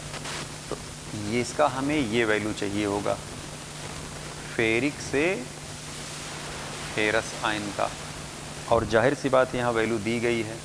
आयोडाइड से आयोडीन का कितना दिए हैं, -0.54 वोल्ट, और इसका हो जाएगा 0.77 था माइनस, तो हम इसका प्लस रख देंगे 0.77 वोल्ट। तो यहाँ से जब आप निकालेंगे तो 0.23 वोल्ट निकल करके आएगा। 0.23 का मतलब क्या हो गया, 23 × 10⁻⁻² वोल्ट। ध्यान से देखिए इसमें आंसर कौन सा करेक्ट हो जाएगा भैया, ये सी वाला ऑप्शन करेक्ट हो जाएगा, ठीक है। क्योंकि कह रहा था बताओ इस x की वैल्यू कितनी होगी, इस x की वैल्यू कितनी होगी 23 × 10⁻⁻² वोल्ट। 29 नंबर सवाल में आ जाए, कह रहे हैं for the galvanic cell zinc ion में जा रहे हैं 0.1 मोलर और क्यूप्रिक आयन जा रहे हैं कापर में। The cell potential increased if, cell potential कब इंक्रीज होगा भैया, 29 नंबर सवाल है ना ये भाई, ठीक है। सेल पोटेंशियल कब इंक्रीज होगा। अब यहाँ जरा देखना ध्यान से, ये एनोड है और इधर क्या है कैथोड। जब हम एनोडिक कंसंट्रेशन बढ़ाते हैं तो पोटेंशियल डाउन होता है, ये बात पढ़ाते समय क्लास में आपको बताया जा चुका है। और जब हम एनोड के बजाय कैथोड का कंसंट्रेशन बढ़ाते हैं, ठीक, तब पोटेंशियल इंक्रीज करता है। तो ज़रा बताइए इसमें कैथोड कौन है, कापर आयन। जब इसका कंसंट्रेशन आप बढ़ाओगे, इसमें क्या करें, कह रहे हैं फॉर द गैल्वेनिक सेल, ठीक है, कह रहे हैं cell potential increased if, increased कब, जब हम क्यूप्रिक आयन का कंसंट्रेशन क्या है बढ़ा देंगे। कह रहे जिंक आयन कंसंट्रेशन इंक्रीज करें, गलत। कापर आयन कंसंट्रेशन डिक्रीज करें, गलत। Surface area of anode is increase, तो सरफेस एरिया से हमको कोई मतलब ही नहीं रहता। यहाँ पर गैल्वेनिक सेल में हम तो कंसंट्रेशन सिंपली देखते हैं भैया, यहाँ पर रेजिस्टेंस बढ़ जाएगा, डाउन हो जाएगा, बल्कि यहाँ पर। आइए अगले क्वेश्चन में, for the reaction taking place in the cell, platinum H2 जा रहा है H आयन में, Ag आयन जा रहे हैं Ag में, E0 ऑफ द सेल आपको दे दिया गया। कह रहे the value of delta G0, सबको ये बात पता है कि डेल्टा G0 = -NF E0। तो अगर आप यहाँ ध्यान से देखें तो n कितना निकल के आ रहा है भैया, ये देखना, एक चार्ज है, 1 मोल इलेक्ट्रॉन का ट्रांसफ़र होगा, ये 96,500 होगा, और E0 की वैल्यू आपको दे दी गई है, कितना है 0.5332, 0.5332 वोल्ट। अगर आप इसको जूल में निकालेंगे तो 1000 से मल्टीप्लाई, और किलो जूल में निकालेंगे तो 1000 से डिवाइड, जो भी निकल करके उसमें 1000 से आप डिवाइड कर देंगे तो किलो जूल निकल करके आ जाएगा। इसमें ये आ जाएगा -51, ये निकल के आएगा kilo joule delta G0। Direct इसमें आंसर निकाल लीजिएगा गुणा करके, ठीक है बात। अगले क्वेश्चन पे आ जाए भैया। अच्छा इसमें आंसर, हाँ ठीक, आंसर इसमें कौन सा हो जाएगा, ये second answer. Which of the following statement about galvanic cell is incorrect, ठीक है। अब गैल्वेनिक सेल में अगर आप ध्यान से देखें तो एक कंटेनर में एनोड होता है जिसे हम जिंक लेते हैं, और दूसरे कंटेनर में कैथोड होता है जहाँ पे हम कापर का इस्तेमाल करते हैं, और इनको गैल्वेनिक सेल से ला करके हम जोड़ दें, ये निगेटिवली चार्ज होते हैं और ये पॉजिटिवली चार्ज होते हैं। यहाँ पर इनको हम साल्ट ब्रिज से जोड़ देते हैं भैया, और यहाँ सोल्यूशन लेते हैं, जिंक सल्फेट का, यहाँ सोल्यूशन लेते हैं कॉपर सल्फेट का। ये हमारा बन करके तैयार हो गया क्या, गैल्वेनिक सेल। ठीक, अब गैल्वेनिक सेल आपके सामने के साथ एनोड इज पॉजिटिवली, इसमें के साथ कौन इनकरेक्ट है, तो क्या एनोड पॉजिटिवली चार्ज है, एनोड तो निगेटिवली हुआ ना बेटा, तो यही इनकरेक्ट है। दूसरा कर साहब ऑक्सीडेशन असर at the electrode with lower reduction potential, सही है। ऐसा ऑक्सीडेशन वहाँ होगा जिसका रिडक्शन पोटेंशियल या तो कम होगा या ऑक्सीडेशन पोटेंशियल ज़्यादा होगा, वहीं ऑक्सीडेशन होगा। जाहिर सी बात बिल्कुल सही है। कैथोड इज पॉजिटिवली चार्ज, आपके सामने कैथोड और कैथोड कैसा है, पॉजिटिवली चार्ज है। रिडक्शन अकर एट कैथोड, बिल्कुल करेक्ट, कैथोड पर रिडक्शन होता है और एनोड पर ऑक्सीडेशन होता है। इसमें गलत यही है जो कह रहे हैं कि anode is positively charge, anode positively नहीं होता गैल्वेनिक सेल में, एनोड कैसा होता है, नेगेटिवली चार्ज होता है। अगले क्वेश्चन पे आ जाइए, ये बताइए, कह रहे in which of the following condition salt bridge is not required in galvanic cell. कह रहे साहब बताइए साल्ट ब्रिज कब हमें रिक्वायर्ड नहीं होता है। साल्ट ब्रिज की हमें ज़रूरत तब नहीं पड़ती है जब दोनों इलेक्ट्रोलाइट सेम ही होते हैं। इसमें कह रहे साहब when galvanic cell is used in geyser ज़रूरत पड़ती है। When distance between oxidation half cell and reduction half cell is negligible, नहीं साहब। Electrolytic solution used in both the half cell are same concentration, नहीं साहब। कह रहे साहब when both the electrode are dipped in the same electrolytic cell, जब same electrolytic cell में दोनों इलेक्ट्रोड को आप डिप कर दोगे तो वहाँ साल्ट ब्रिज की रिक्वायरमेंट खत्म हो जाती है। इसमें आंसर कौन सा करेक्ट हो जाएगा, डी। अगला देखें जरा, कह रहे the tendency of an electrode to loss electrons is known as, जाहिर सी बात है कि टेंडेंसी ऑफ एन इलेक्ट्रोड, अगर कोई इलेक्ट्रोड इलेक्ट्रॉन लॉस कर रहा है तो वो रिडक्शन इलेक्ट्रोड कहलाएगा या ऑक्सीडेशन इलेक्ट्रोड कहलाएगा, ऑक्सीडेशन इलेक्ट्रोड कहलाएगा। इसमें आंसर कौन सा करेक्ट हो जाएगा, इलेक्ट्रोड, ऑक्सीडेशन इलेक्ट्रोड, और जो पोटेंशियल डेवलप होगा उसको कहेंगे ऑक्सीडेशन पोटेंशियल। 34 नंबर पे आ जाएगा साहब in the electrolytic cell flow of electron is from, ये इलेक्ट्रोलिटिक सेल है, पहले हम बना लेते हैं।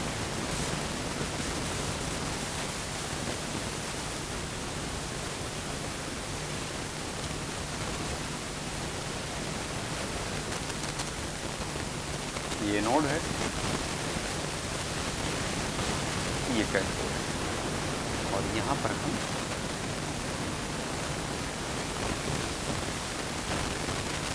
इलेक्ट्रोलाइट लिए, ठीक है।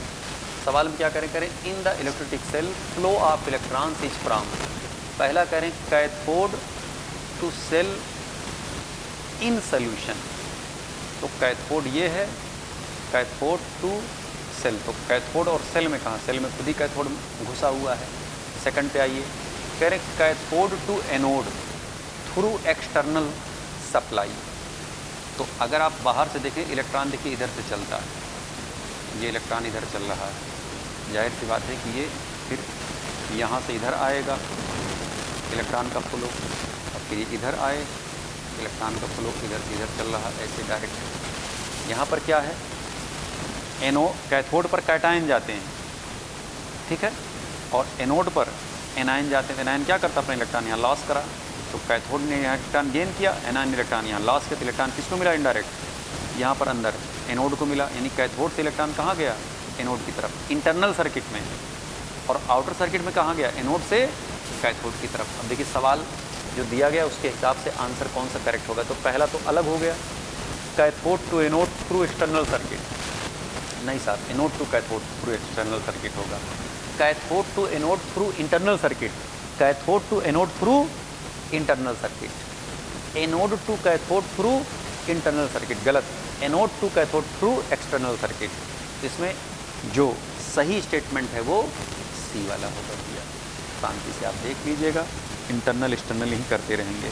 अगले क्वेश्चन पे आइए, कह रहे साहब जिंक, जिंक आयन में जा रहा है, क्यूप्रिक आयन कॉपर में जा रहा है, is the cell is called, जाहिर सी बात है गैल्वेनिक सेल है या डैनियल सेल है, तो चाहे डैनियल सेल कहें चाहे गैल्वेनिक सेल कहें, दोनों सेल एक ही है। अगले क्वेश्चन पे आ जाए भैया, कह रहे हैं electrode potential for magnesium electrode varies according to the equation. ठीक है, अब यहाँ पर क्या कह रहे हैं, ये इक्वेशन आपके सामने लगा हुआ है बेटा। ठीक है, इस इक्वेशन को ज़रा हम बाहर निकाल करके ले आएँ, या बल्कि बाहर क्या लाएँ, इसी में हम सेटिंग कर देते हैं। ये हो जाएगा y equal to C minus M dot, ये क्या हो जाएगा x, ये पूरी वैल्यू हो गई x, ये हो गया इंटरसेप्ट c, ये हो गया y, ये हो गया slope.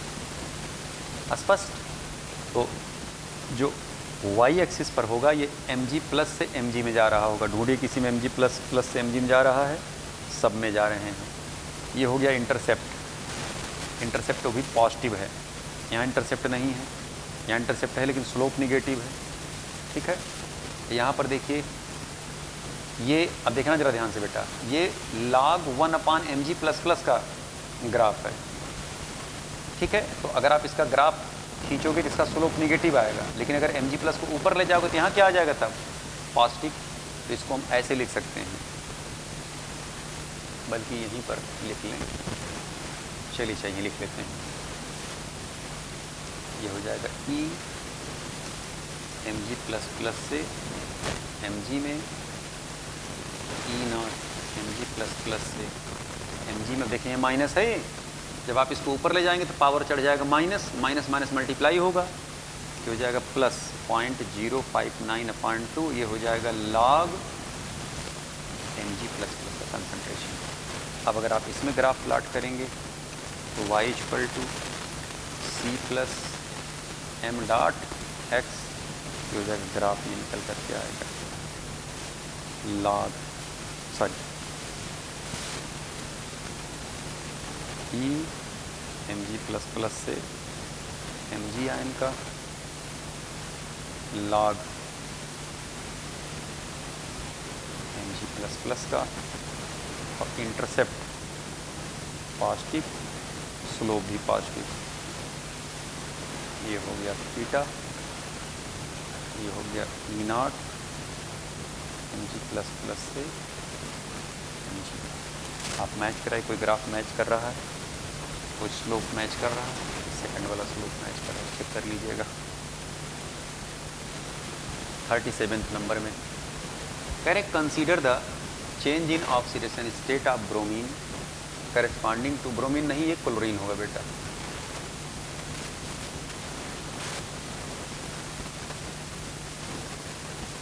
Chlorine, corresponding to different EMF values as shown in the diagram।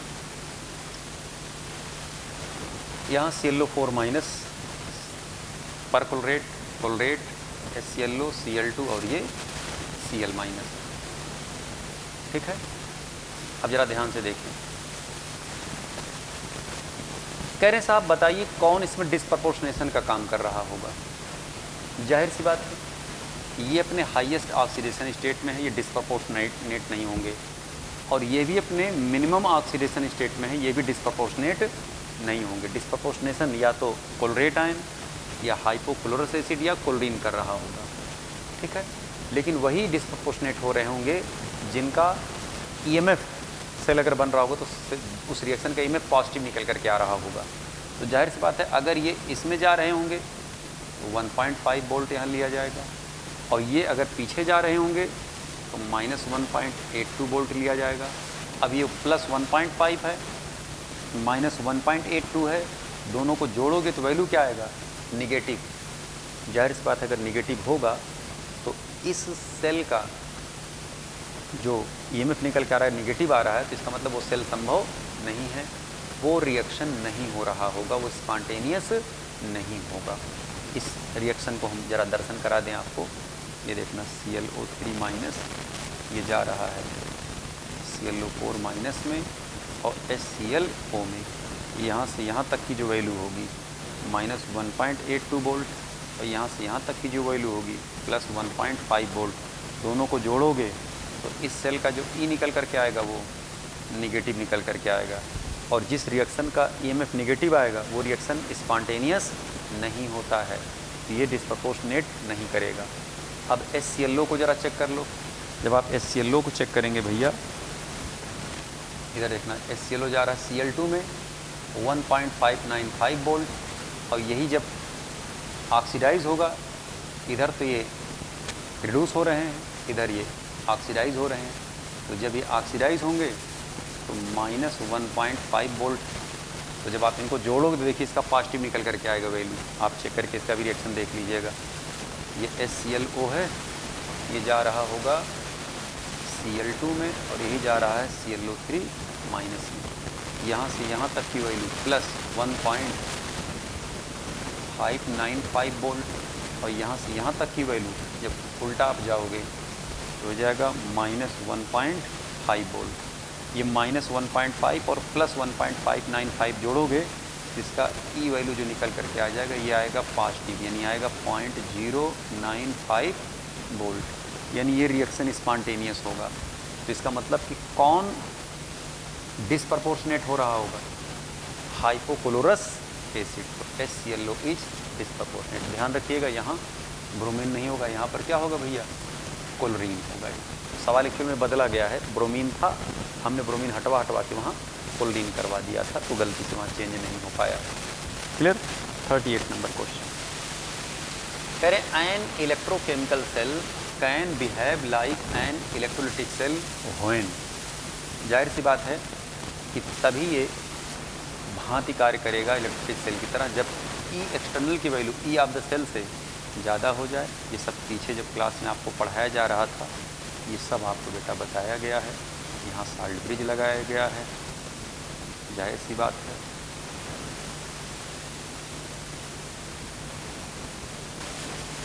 ये है एक्सटर्नल, तो इसका जो सेल है ये है ई ऑफ द सेल, यहाँ से नपेगा।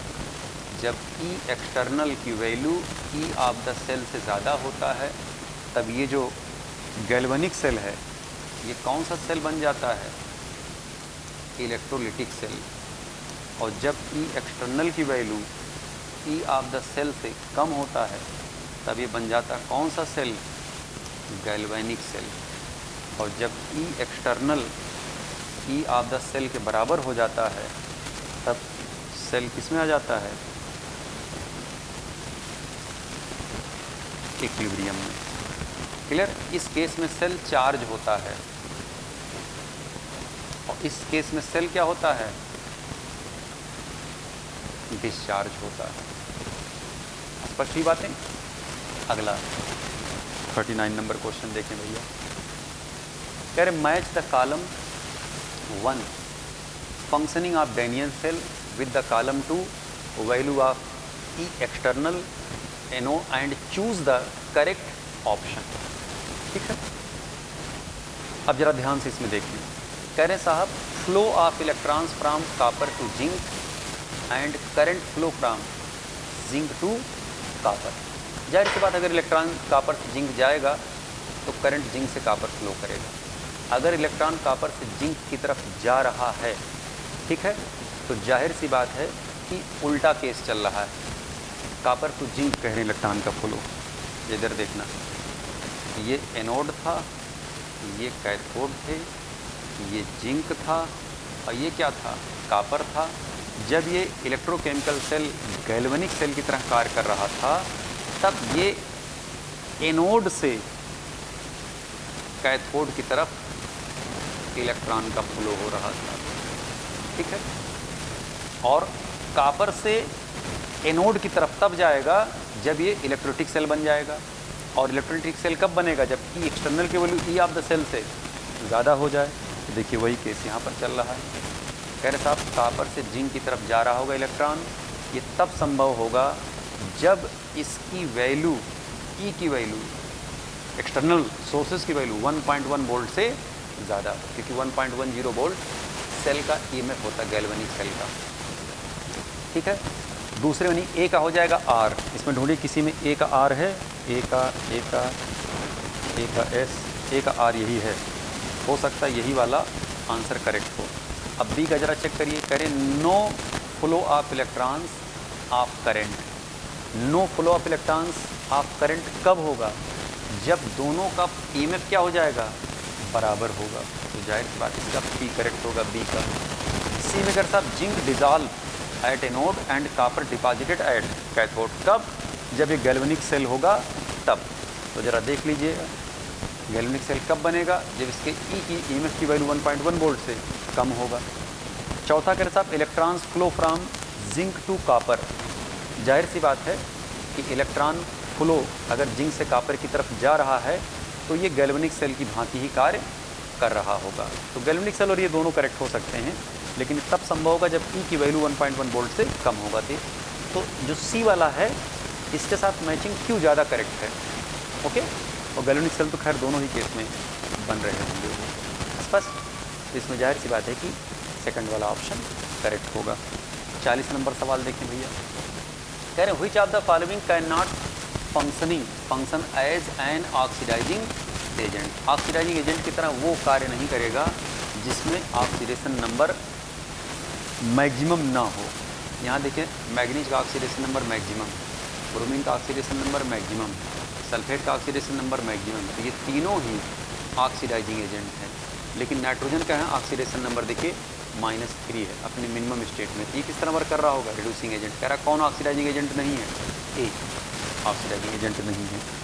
अगला क्वेश्चन देखिए, कह रहा साहब which of the following reactions is an example of A redox reaction. कौन रिडॉक्स रिएक्शन का एग्जाम्पल है? तो पहले केस में ज़रा देखें ध्यान से भैया, यहाँ पर जेनान +4 स्टेट में है, यहाँ जेनान +6 स्टेट में चला गया, यानी इसका क्या हो गया? ऑक्सीडेशन। ठीक है, और यहाँ ऑक्सीजन +2 स्टेट में है और +2 से किस में जा रहा है? 0 स्टेट में। इसका क्या हो रहा है? रिडक्शन। ये रिएक्शन क्या हो गया? रिडॉक्स। बी वाले में अगर आप देखें तो कुछ नहीं हो रहा। जो ऑक्सीडेशन नंबर फास्फोरस का यहाँ है वही यहाँ है, जो जेनान का है वही यहाँ पे जेनान का है। ओके, यहाँ पर भी देखिए सबका ऑक्सीडेशन नंबर सेम है, यहाँ पर भी देखिए सबका ऑक्सीडेशन नंबर सेम। तो जाहिर सी बात है कि रिडॉक्स कौन हो रहा होगा भैया? खाली ए वाला। 42 नंबर पे आ जाए। कह रहे साहब consider the reaction H2SO3 plus stannic ion water की उपस्थिति में टिन प्लस बाइसल्फेट और 3H आयन का फॉर्मेशन होगा। कहता है which of the following statement is correct. कौन स्टेटमेंट इसमें करेक्ट होगा? पहला करें stannic ion is oxidizing agent because it undergoing oxidation. गलत। स्टैनिक आयन ऑक्सीडाइजिंग एजेंट तब होगा जब उसका क्या हो रहा हो? Reduction. Stannic ion is reducing agent because it undergoing oxidation. तो पहली सी बात यह है कि स्टैनिक आयन यहाँ पर ऑक्सीडाइजिंग एजेंट की तरह काम कर रहा है, क्योंकि इसका क्या हो रहा है भैया? रिडक्शन हो रहा है। रिडक्शन हो रहा है, ये ऑक्सीडाइजिंग एजेंट रिडक्शन हो रहा है। सी में करता H2SO3 इज रिड्यूसिंग एजेंट। यहाँ देखना सल्फर का ऑक्सीडेशन नंबर है +4, यहाँ सल्फर का ऑक्सीडेशन नंबर है +6। सल्फर का ऑक्सीडेशन हो रहा है, मतलब ये किस तरह वर्क कर रहा है? Reducing agent. देखिए H2SO3 is reducing agent because it undergoes oxidation. इसमें सी आंसर क्या हो जाएगा? करेक्ट। और इसमें क्या रहता है? Reducing agent because is undergoing reduction, तो गलत हो जाएगा। रिड्यूसिंग एजेंट का डेफिनेशन गलत हो जाएगा, तो आंसर इसमें ऑप्शन इसमें सी करेक्ट हो जाएगा। करेक्ट हो जाएगा। ओके, थर्ड में आ जाए। कह रहे match the list 1 and list 2।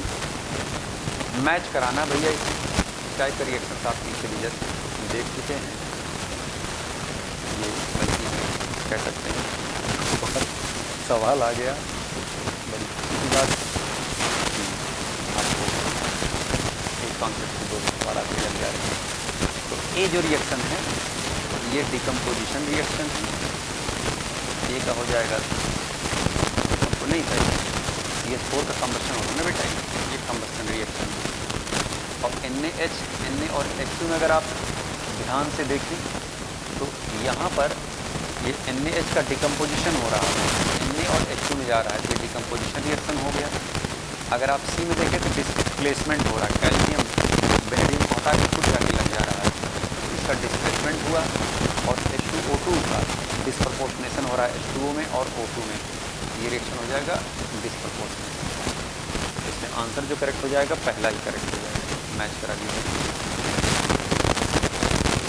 44 में देखें, कह रहे given below are 2 statement S8 solid undergoing disproportionation reaction under alkaline condition for sulphide ion and sulphate. बिल्कुल करेक्ट है।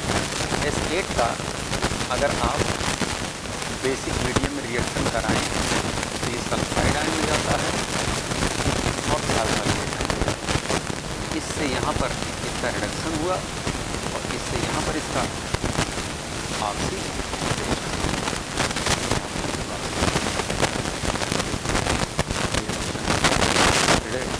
अब कह रहे साहब perchlorate ion can undergoing disproportionation, वही बात परक्लोरेट आयन डिस्प्रोपोर्शनेशन देगा ही नहीं। कारण क्योंकि यहाँ पर Cl अपने हाईएस्ट ऑक्सीडेशन स्टेट में है।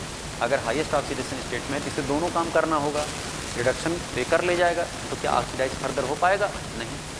जाहिर सी बात जब ये ऑक्सीडेशन नहीं कर पाएगा, खाली रिडक्शन ही करेगा तो कैसे डिस्प्रोपोर्शनेशन रिएक्शन दे सकता है? इसका मतलब क्या है? मतलब ये हुआ कि ये स्टेटमेंट गलत है। इसमें पहला स्टेटमेंट करेक्ट होगा और दूसरा स्टेटमेंट इनकरेक्ट होगा। 45 नंबर क्वेश्चन में आ जाएंगे। कह रहे हैं chlorine undergoes disproportionation in alkaline medium as shown below, जैसा कि नीचे आपको दिखाया गया है। कह रहे हैं the value of A, B, C and D। It means कि आपको रिएक्शन बैलेंस करना, और बैलेंस करना हमने आपको क्लास में सिखाया है बेटा। ये क्लोरीन है, कन्वर्ट हो रहे हैं किसमें भैया? ये ClO माइनस में, और किसमें जा रहे हैं? Chloride ion. यहाँ पर ऑक्सीडेशन नंबर इसका +1 है, इसका -1 है। +1 से क्या है, कहाँ किस में जा रहा है? ये 0 में। और -1 से भी किस में जा रहे हैं? ये भी 0 में। यहाँ 1 का चेंज हुआ, यहाँ 1 का चेंज, 1 से यहाँ 1 से यहाँ गुणा करेंगे, कोई फर्क नहीं पड़ेगा। ये ClO माइनस, ये Cl माइनस, ये हो गया क्लोरीन। ठीक, रिएक्शन बेसिक मीडियम का है। जिस तरफ ऑक्सीजन ज़्यादा होगा उस तरफ आप उतना वाटर मॉलिक्यूल जोड़ेंगे और उसका जस्ट डबल 2 OH आयन आप यहाँ लगा देंगे। अब अगर आप यहाँ ध्यान से देखें तो Cl2 का जो कोफिशिएंट होगा ये 1 है, ठीक है। OH आयन का जो कोफिशिएंट है ये 2 है, ठीक है। फिर ClO आयन का जो कोफिशिएंट है ये 1 है। फिर Cl आयन का जो कोफिशिएंट है ये भी 1 है। H2O का जो कोफिशिएंट है ये भी 1 है। तो देखिए 1 2 1 1 1 2 1 एंड 1, तो आंसर कौन सा करेक्ट हो जाएगा? पूरे पेपर को अगर आप गौर से देखेंगे बच्चों तो बिल्कुल आसान पेपर है, वेरी वेरी इजी पेपर। हमने कोशिश इसको किया थोड़ा थ्योरेटिकल बनाने का, न्यूमेरिकल सवाल इसमें कम है। क्यों? क्योंकि न्यूमेरिकल सवाल पिछले वाले टेस्ट पेपर में खूब पूछे गए थे। आप कह रहे थे सर पेपर लेंदी है, तो इसमें लेंदी कुछ है नहीं, थ्योरेटिकल पेपर है पूरी तरीके से। कुछ ही क्वेश्चंस लिमिटेड इसमें हमने न्यूमेरिकली लगाए हैं। जाहिर सी बात इसका जब अगला टेस्ट होगा तो उसमें एक संतुलन बना करके हम लोग चलेंगे। तो पेपर है, कभी थ्योरेटिकल, कभी न्यूमेरिकल, कभी बैलेंस, कभी अनबैलेंस। आपको हर तरीके से पेपर देने की आदत होनी चाहिए, और टेस्ट हर हफ्ते अगर आप देते रहेंगे तो आपका अपना मूल्यांकन समय समय पर अच्छी तरह से होता रहेगा। जो आप गलतियाँ करते हैं वो गलतियाँ आपका धीरे धीरे कम होने लगेंगी बेटा। गलती आप करें लेकिन गलती रिपीट ना हो। Okay, thank you.